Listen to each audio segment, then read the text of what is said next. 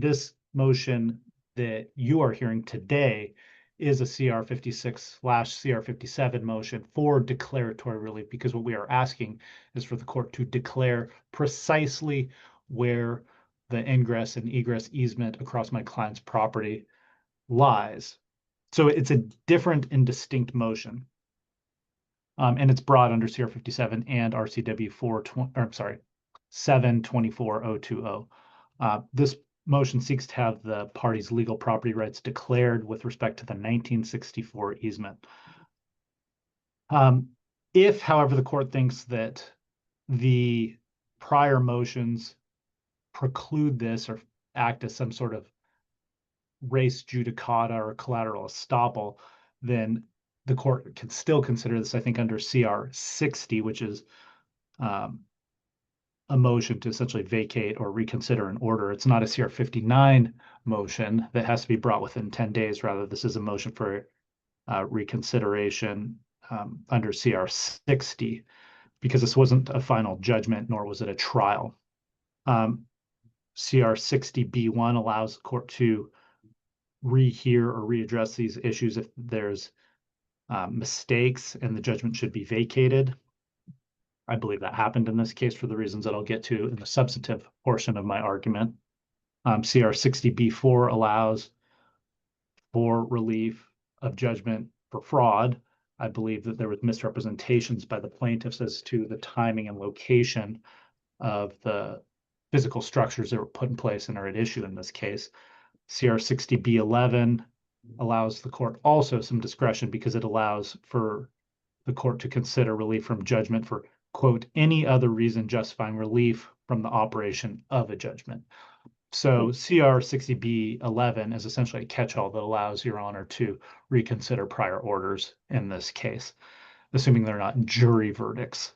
So the court certainly has the discretion and the procedural means to rehear it, even if it's believes that this was already heard at one point in time. And I would just make an objection to this court reviewing the request to find the easement under CR 60, as that's not what was pled. It was pled under essentially declaratory relief or a 56. And so to pivot to a CR 60 motion would not be appropriate in the fact that we didn't respond to it as a CR 60 motion. So that's just my objection for the record. Yeah, and I'll just, Mr. Weiss, if you could clarify, I thought what you had filed was a request for declaratory judgment, and then the CR 60 was filed as it related to the sanction, the verbal sanction. That's correct. And so let me clarify on that. Okay. I'm making these arguments preemptively in the event that Ms. Tiedman and the plaintiffs take the position that the summary judgment motion's already determined the issues. What I'm saying is that the court can, under CR 60, reconsider both the motion for contempt as well as the prior summary judgment motions if the court believes that this isn't a motion anew under CR 57. So I'm sorry if that was confusing. I'm just saying that CR 60 would apply equally to both motions if that's the court belief. So I'm going to move on from that. Okay.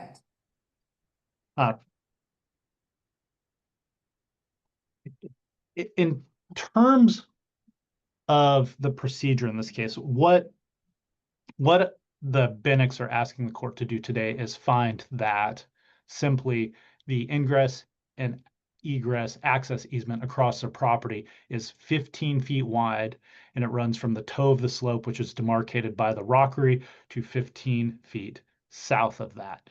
And it's quite that simple. That's consistent with the 1964 statutory warranty deed that created the easement.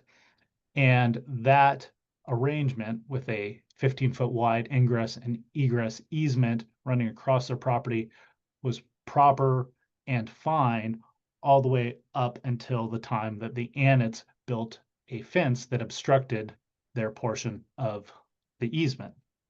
And to be clear, where the Annettes built the fence isn't in the easement because they built it on their property. However, they built it right at the property line such that it requires them to drive further, wider than the 15-foot easement allows as they enter their property.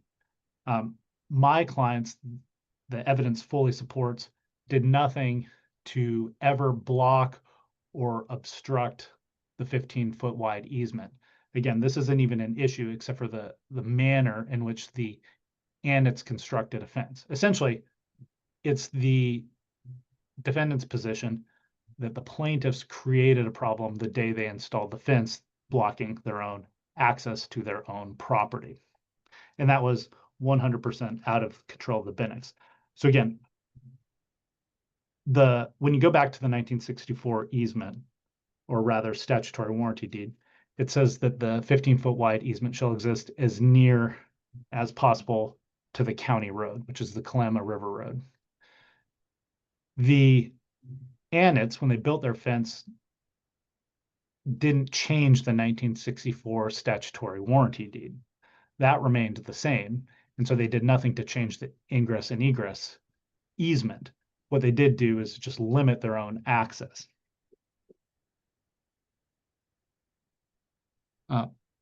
The Annettes obstructed the easement when they placed a fence post right in the middle of where the easement meets their property. Essentially, the Annettes made a unilateral decision to install a man gate on the northern end of the property as part of their fence design. This was their decision, not the Binex, and it was the Annettes' decision that blocked their own easement. Well, I guess let me be careful here because I do not want to spend an hour relitigating things that the parties had with them at the time Judge Scudder issued his decision on revision. And the perfect example is what you're arguing right now. Well, his conclusion of law number 4 is Annettes' action of erecting gates did not serve to relocate the easement or wrongfully infringe on the Bennings use of their property. The first car gate aligns with the easement. The second car gate is beyond the easement. This does not necessitate any movement of the second gate as it opens inward. And then it goes on to about how all these different activities indicating it did not relocate the easement. So I want to be really careful here. I don't, even if you're trying to argue this under a CR 60, there's nothing new for me to change what Judge Scudder has said. So I want to be mindful of time and certainly not waste your time, because those are findings of fact and conclusions of law that no one moved to reconsider in a timely manner, and that under CR 60, I'd have to see a whole lot more than just rehashing the arguments that were made for the past year and a half. Well, so I appreciate you bringing that to my attention, and let me cut to the chase. And I mean no offense to yourself or Judge Scudder, but his finding that you just read there on the record that the Annettes did nothing to move the easement is correct. They installed a fence. However, his finding that the easement aligns with the first car gate is demonstrably incorrect. It is patently incorrect. It's factually incorrect. And so if that's a finding of fact he made on a motion for summary judgment, essentially I'm asking this just be certified for appeal right now, because as you're aware, the court cannot make findings of fact where there's disputed evidence or genuine issues of material fact. And they're absolutely positively back 2 years ago when Mr. Then why didn't you appeal his order then? I mean, I'm here. Unless you show me something a lot more than what I've read in the briefings, I just don't know how this isn't something, if that's truly what you wanted to address, is that Judge Scudder got it wrong. Filing a new request for declaratory judgment here, where I'm just going to say, right or wrong, these are unappealed findings of fact and conclusions of law. I'm just having trouble seeing procedurally how being here today is getting at the heart of what you want, which sounds to be like disagreement with Judge Scudder's finding of where the easement is. And if you read through his whole order, it makes very clear that he believes the easement stays where it was historically. It's historically been used that way, and that's the way that it is. And that's how his order reads.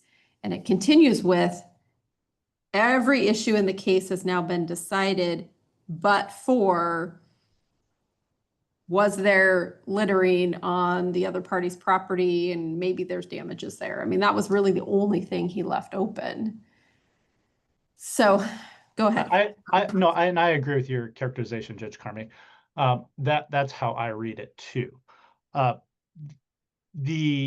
To answer your question, why it wasn't appealed, and I don't think that you mean, I don't mean to put words in your mouth, but I don't think you mean appealed in the legal sense, like to the Court of Appeals. I think you mean a motion for reconsideration within the 10-day period after that time. Procedurally, this matter was argued to Your Honor when you were a commissioner, and then it was essentially affirmed by Judge Scudder. And then counsel for the Binex then, which was not me, didn't file a motion for reconsideration within the 10-day period under CR 59. I was hired and, of course, trying to get an understanding of the issues, and we filed other motions in that time. And I, as soon as I realized what I believe to be an error of law and an error of fact, filed my motion for declaratory relief back in March, so almost 4 months ago, to get relief from that order. But I think but we're seeking relief as declaratory judgment. And so that's really, I think, something that the court has to resolve here. My position is that a relief for declaratory judgment, finding the exact location of where the easement exists, is different than the summary judgment motion here. If the court thinks that it's effectively the same motion and it's already been litigated, then under this motion, I do bring it up in my motion, I'm asking the court, I think it's under, forgive me, I have to reference my notes here, but I think it's under CR 54B, to essentially find that it's a final order so that it is an appealable issue to the Court of Appeals. If, of course, it's an appealable issue, the review then to the Court of Appeals is de novo, and they'll look at the record and determine whether there are genuine issues of material fact that the court resolved, and whether it was appropriate to do so. If the Court of Appeals finds that there are genuine issues of material fact about the location of an easement, then it'll remand, and we're going to be right back here.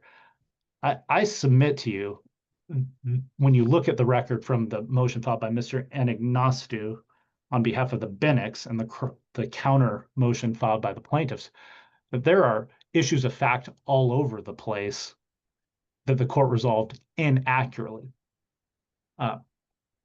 Namely, that the historical location of the ingress and egress easement is where it is now. I mean, that is demonstrably false. Your Honor, may I do a screen share? Sure. Let me see here. Let's do fight. I might have to. There we go. It sent me a request. You should be able now.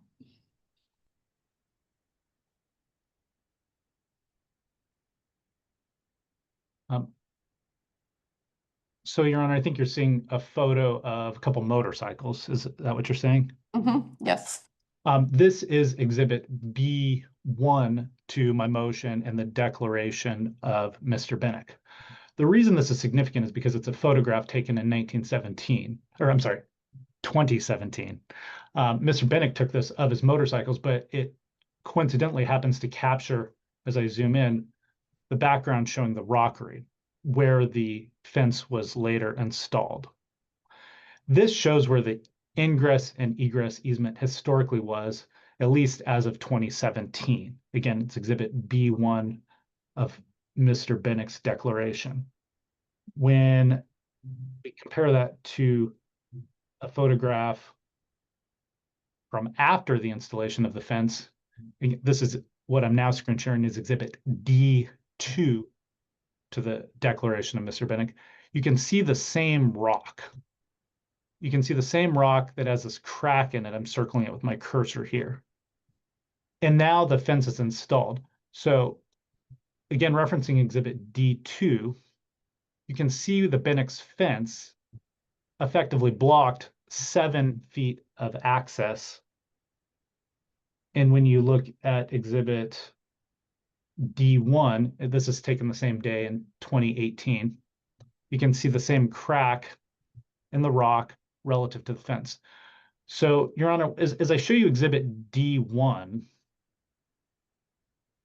you can see that the Binex built the fence obstructing their easement. The court, however, both Your Honor and Judge Scudder came to the conclusion that the easement exists in the same area that it's always been, which when we reference, again, go back to exhibit B1, we can see where the easement's always been. Yet the court found that the historical easement aligns with the first car gate, which is this area, if you can see my cursor, to the right of the man gate. So again, I mean no disrespect, but it's patently and demonstrably wrong that the historical easement location is in the same location as after the Binex built the fence. Or I'm sorry, the Annettes built the fence. Another way of looking at that is, I mean, the easement location remains the same, but the Annettes obstructed 7 of the 15-foot width of it. And the vehicle in exhibit D1 that's parked to the right of the image is the Binex vehicle that's parked within their driveway and not obstructing the 15-foot width of the easement that's marked in green spray paint on the ground. This is a long way of saying, Your Honor, Judge Scudder got it wrong, and the evidence shows that. And I can't now, more than a year later, explain why the judge decided as he did on this issue. Here, sorry, I'm going to stop my screen share. But it's wrong. And so if the court is going to either not rule on our CR 57 motion here today, because it finds that this ship has sailed, so to speak, that the matter's been adjudicated by virtue of the summary judgment motions, then alternatively, what I'm asking the court to do is to certify this as a final adjudication of the case such that we can put it before the Court of Appeals. These photographs I'm showing you and other evidence consistent with these photographs was in the record at the time of the summary judgment motion. My clients and I are okay putting this issue before the Court of Appeals, but it seems like we're going to just be back here again a year or two from now then. I'd rather just have the court look at this anew, look at the facts, look at the evidence, and consistent with Judge Scudder's determination that the easement has always remained in the 15-foot area as near the Calamity River Road as possible. My clients and I completely agree with that finding.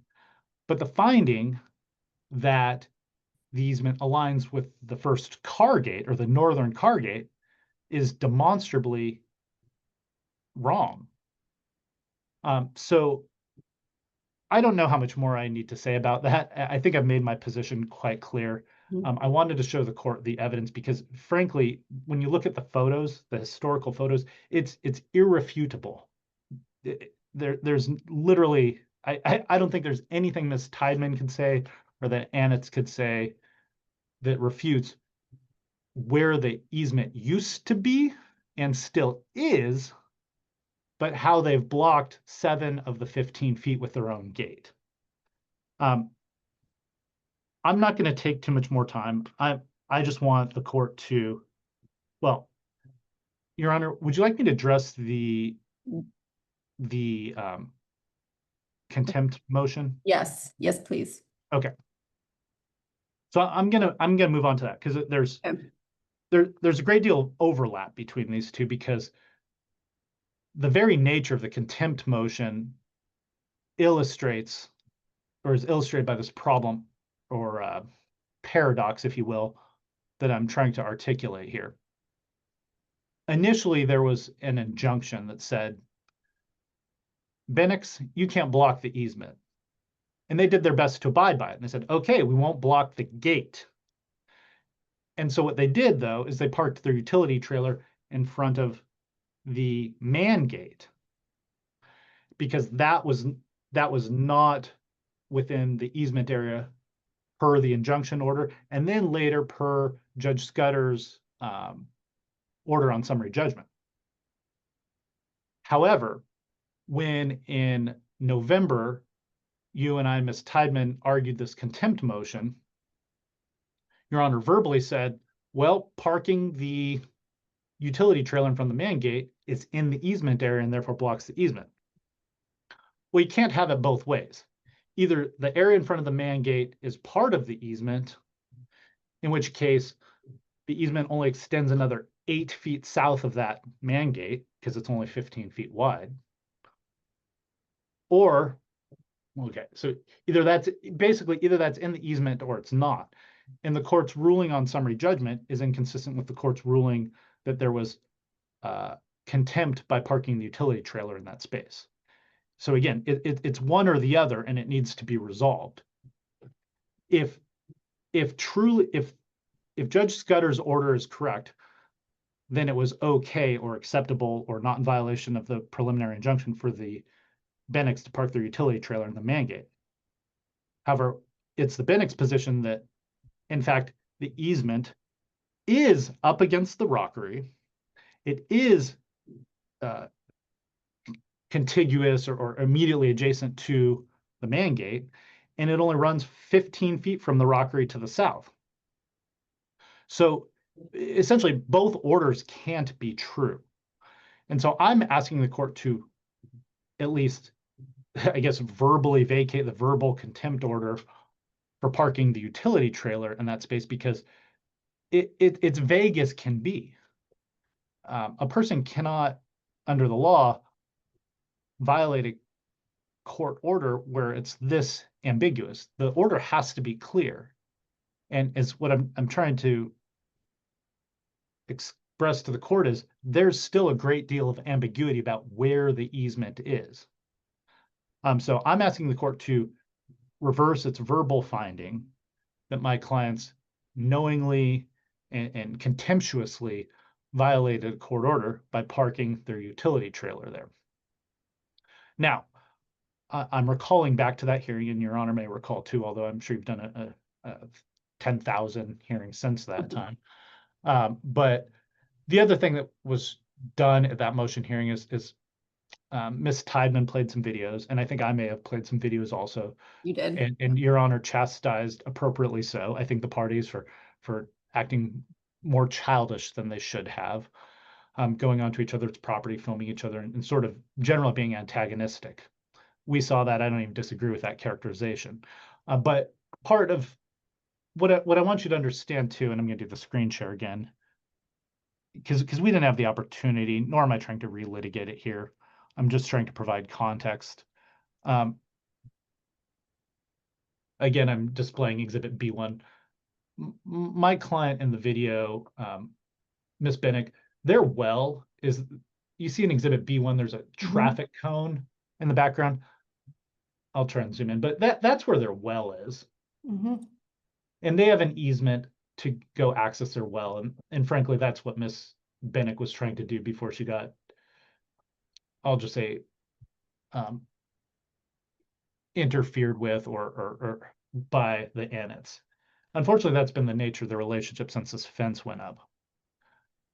But it's my position there's just not evidence to show that there was a contemptuous order, nor is there evidence to show that my clients were trespassing, particularly when they have an easement. They literally have the right to go on to the Annettes property, albeit for a limited purpose, just like the Annettes have the right to drive across my client's property for ingress and egress. So I don't believe that the court's order of contempt was appropriate under the circumstances, so I'm asking the court to vacate it. Ms. Tiedman never provided a written order, despite my asking to do so. And so it was never reduced to written order, so there's no written order that I could have filed a timely motion for reconsideration on. So I filed this motion more to clear the verbal record, so I don't think that there's any sort of procedural or time limitation on my ability to do so, absent a written order.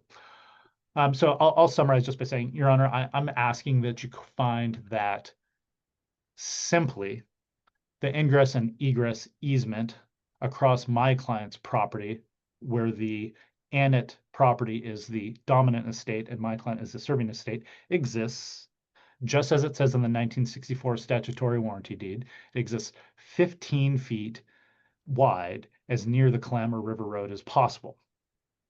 And because that's a bit ambiguous, as sometimes these things are, I'm asking the court to find that as near the Clamor River Road as possible is essentially the toe of the slope, which is the rockery that was there before and is there after my clients, or after the Annettes installed the fence. That the Annettes installation of the fence didn't move the easement, it simply limited the Annettes access, which is frankly, it's their problem. And it can, fortunately, there's a solution. They can simply rebuild their fence 7 feet to the north. It really is that simple. I appreciate your time. I appreciate you considering this. Thank you. Ms. Tiedman, go ahead. Thank you, Your Honor. The starting place for us is simply that these are ill-timed motions that are not appropriate. Certainly, the motion where the request is for the court to issue a declaratory relief as to the location of the easement, that is clearly has already been decided by that summary judgment order. The judge was extremely specific in what the order says and providing the location of the easement, as well as resolving all the facts that are essentially being relitigated and argued today. To be honest, both my clients and I are frustrated that we're here on these motions and don't think we should be, as in the order on the revision, it's very, very clear that the court found in number 9 that photographs provided by both parties show that the drive in the area is gravel. And then it goes on to say, to talk actually about the survey that was done by the Binachs and referencing that when it sets the location of the easement. It indicates the Annettes car gate closest to Clamor River Road aligns with the easement on the survey that the Binachs commissioned. And then it cites to Index 15 Exhibit C1, or excuse me, Index 21 Exhibit A. And it indicates that the car gate furthest from Clamor River Road begins at the easement boundary and extends beyond the easement. So it is very clear that the easement runs from nearest Clamor River Road through that first car gate that my clients have on their property. So there is no question as to the location of the easement because it is clearly set out in this order. This isn't something where it says an easement exists and what has to be determined is the exact area. It in fact based the setting of the easement boundaries very clearly out in the resolved facts number 9, showing and referencing that the Binachs own survey commissioned provides that that is the location of the easement. It finds that the Binachs dug into the bank of the Clamor River Road and attempted to essentially relocate the easement by doing so, and that did not do anything. And number 13 indicates that by terms of the deed, the easement was not created to allow cars to park on the easement, which goes to the contempt issue. So this order that came down very clearly discusses what was resolved, which is the issues that we're here for on the declaratory relief motion. The only unresolved fact is the extent that the Binachs could travel across the Annettes property to fish, and my clients essentially claim that talks about the trespass onto their property. But everything else has been resolved by this order. So we have one, no reconsideration of that order done, and we have no appeal done in a timely manner. The request today to certify this for appeal and declare this a final order is in fact attempting to restart an appeal time clock that is already run and trying to get this court to issue a secondary order to allow them to do something that they did not do within the 30 days that they needed to do in order to appeal that order. If they had wanted to do, they could have done it as an interlocutory appeal because it's not the final order. Everything hasn't been decided. And they have options moving forward, but an option today is not to come to this court and request declaratory judgment as to the location of the easement that has already been decided in a summary judgment. Every single argument here made today has been argued at a preliminary injunction hearing. It's been argued throughout the case. It was argued at the summary judgment hearing. We had Your Honor issue a ruling as a commissioner that there was a request for a revision, and the order of Judge Scudder clearly also finds the same things that the preliminary injunction certified, which is that first car gate is what should be left open, and this resolved the issue of where the easement is. So there is no way that at this point today it would be appropriate to, one, come to the court and ask the court to overturn an order without any real evidence. Two, to ask Your Honor to certify this as some sort of appeal to restart an appeal time clock that has already run, and we're well past a reconsideration, which is what this appears to be. If there was going to be a CR60 motion, then that needed to be pled and argued and brought to this court in that. But even within the context of what is being argued, it's not a CR60 motion. They disagree with the ruling, but that's not the basis to overturn a ruling, is because you disagree with it. So we find, or what we're asking the court to do is just deny that motion in its entirety.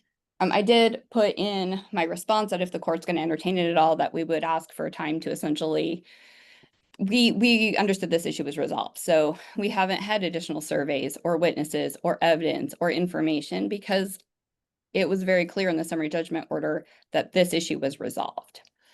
As far as the contempt issue, again, we're relitigating something that was well litigated already in this case.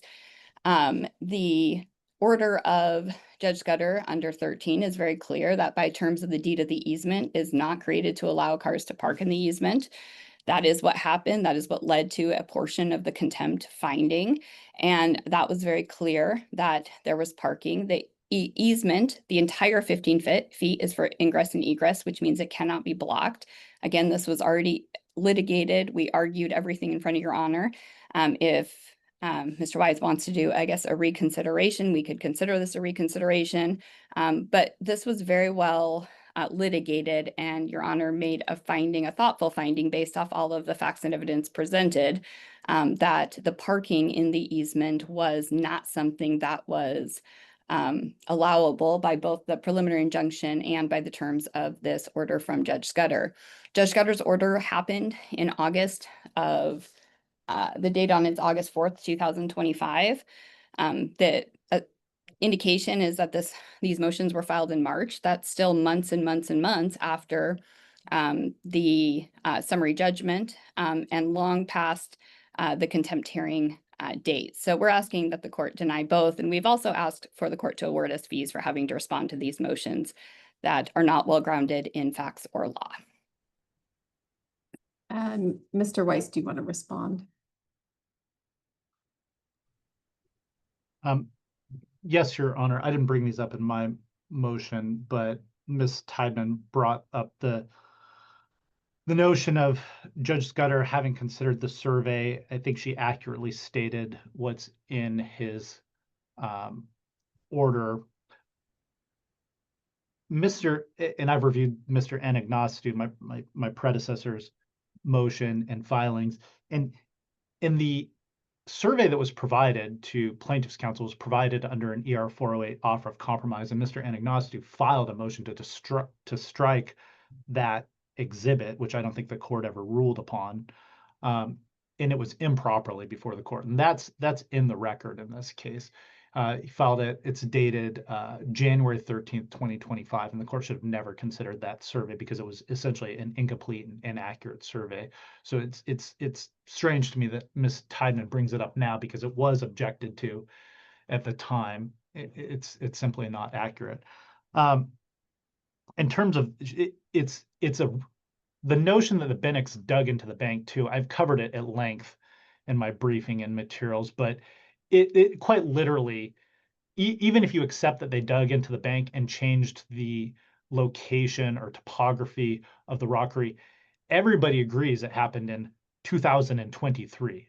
like literally 5 years after the fence was installed. So it's completely immaterial and irrelevant to any of the issues that the court has to decide here. What we're asking the court to decide is, what is the location of the 15-foot wide easement? And the answer to that question is, it's adjacent to the rockery. Now, if Ms. Tiedman and the Annettes want to say, well, but they dug into the bank 5 years after we installed our fence. Well, fine. That doesn't have anything to do with where it was at the time they installed the fence and blocked 7 feet of their own access. So it's a complete red herring, and it's misleading to even bring it up here. And there's no even evidence that they're digging into the bank changed the physical location of the rockery that exists. So it's just more misdirection. When you look at the historical photos, when you look at how it was and how it is, it's the same. The driveway is the same. The easement's the same. The difference is there's a fence blocking part of it that they did. And that's all we're asking the court to do, is say, yeah, that fence blocks your own access. The easement remains where it is, but if you want the whole 15-foot access, you got to move your fence.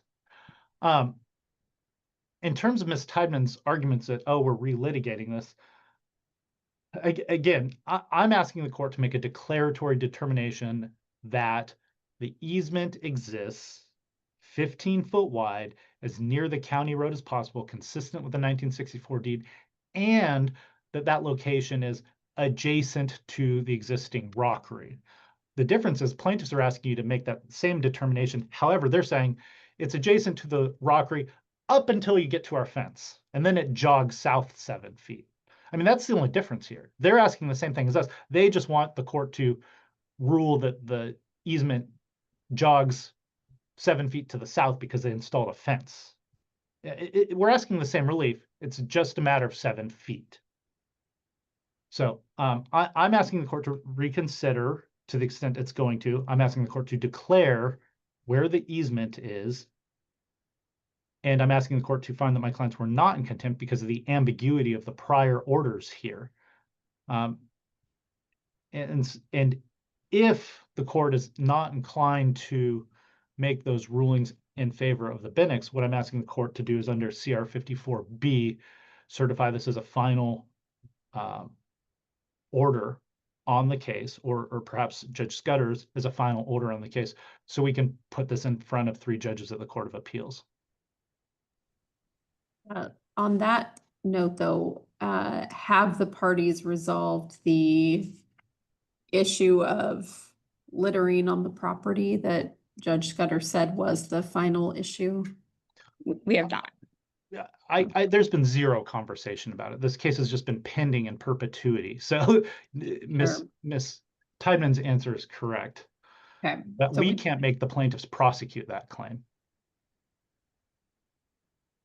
Okay, so we don't have a final order. So regardless of what I do, I'm not certifying this as an order at this stage. Let's talk about Judge Scudder's order that he issued on reconsideration, or excuse me, on revision. I have heard nothing here today that leads me to believe that there was any sort of, due process issue with presentation of evidence. It sounds to me like this is an issue where the parties now, maybe through how this has played out, disagree with it. But I don't believe I have, and I don't have any power where a timely reconsideration motion was not filed. I do not have the power to change or clarify through a declaratory judgment what I think is clear in his orders. He made very specific findings of fact and conclusions of law. So as it relates to the request for declaratory judgment, I find that it is barred. It has been litigated. There is an order addressing the very thing that's being requested. And so I am going to deny that order.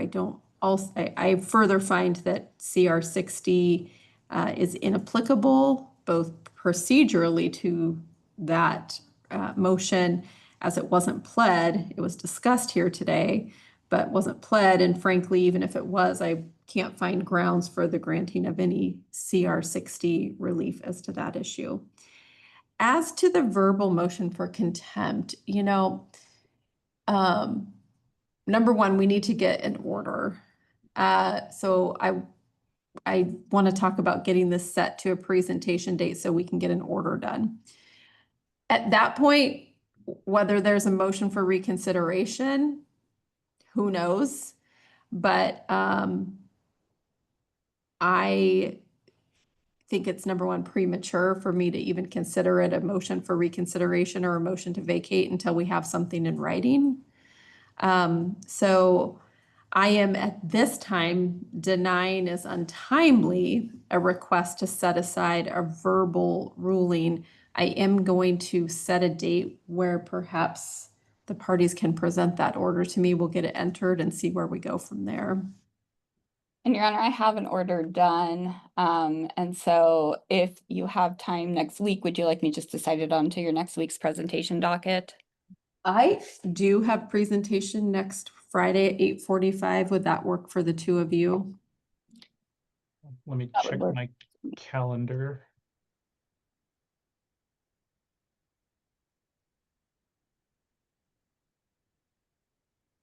I'm sorry, Your Honor, what time did you say? 8:45 a.m. Yeah, that works for me. Okay, so let's set this over the contempt issue over to Friday for presentation of order. And Do you then need to do docket notice, Your Honor, for that? no docket notice needed, but if you were able to prepare a denial of motion for declaratory judgment based on my findings of fact, that would be helpful as well. We can just do it at the same time. Okay. Okay. And Your Honor, we Anything- made a request for fees. I don't know if Your Honor is going to rule on it.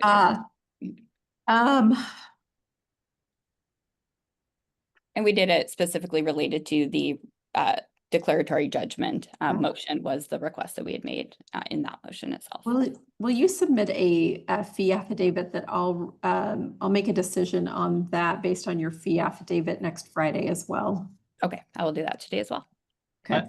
I want to note on this that Mhm. it certainly shouldn't include times where we've appeared and then had to continue it multiple times, because this was Sure. continued at the request of Ms. Tiedman because of her illness. Understood. at that time.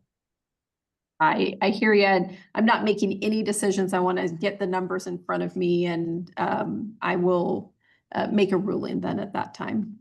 Okay. Thank you. Okay, And Mr. Weiss, if you want to, when you get it from her, I know it's a tight turnaround. I'm not going to hold you to any strict timelines about getting something filed. And frankly, I'll let you orally object on the record if you want. I'm not trying to prolong this. I don't think that's, so it's up to you if you want to file something or you just want to receive her record and then we can talk about it on the record. Understood. Okay. All right. We'll see you next Friday at 8:45. Okay, thank